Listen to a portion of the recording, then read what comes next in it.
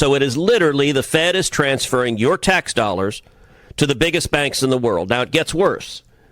So they no longer have a requirement, a reserve requirement of, say, 10%. There's actually no requirement at all. You know why? Because they're paying such a big interest rate that the banks are happy to park their money there. And in fact, they're not just doing the 10% reserves. They're putting a bunch more capital there. Right now today, the Fed is paying 4.4% to the banks to just park their capital with the Fed.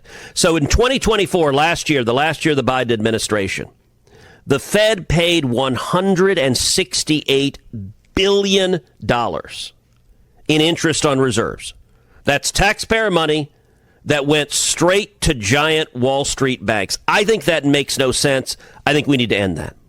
So what is it going to be the obviously a hold up here? It seems like it's a sane policy. Is it going to be the lobbyists and how many people are being lobbied by the big banks to not change this? Is this going to be fighting also the Federal Reserve? I mean, where are the roadblocks here? Yes.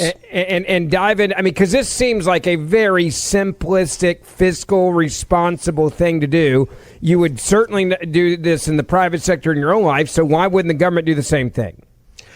So I'll tell you, while we were in the middle of the One Big Beautiful Bill, I went on TV. I went on Squawk Box on CNBC. I love doing Squawk Box. It's one of my favorite shows because they're really smart. You can get into substance. You can get into details. In fact, several times I've done what they call guest hosting Squawk Box, where you spend an hour on TV. And so instead of a little 6-minute interview where you have to do a soundbite, if you guest host Squawk Box for an hour, you can really get into substance and economic issues and issues dealing with finances. So I was doing Squawk Box during reconciliation. And I raised this issue.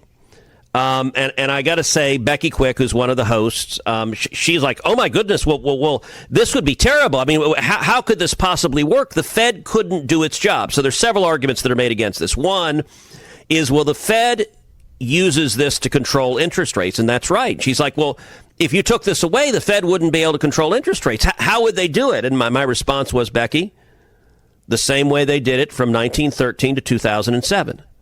Like the Fed existed for 100 years and didn't pay a penny in interest on reserves. And somehow the Fed managed to operate until it began. Ben Bernanke was the head of the Fed at the time, and it was interesting. Ben Bernanke said, when this idea was being debated, he said, well, if we pay interest on reserves, that's going to be terrible. That's going to be corporate welfare. People are going to get pissed that we're giving taxpayer money to giant Wall Street banks. That's what Bernanke said when it was just $1 billion. Now it is $168 billion.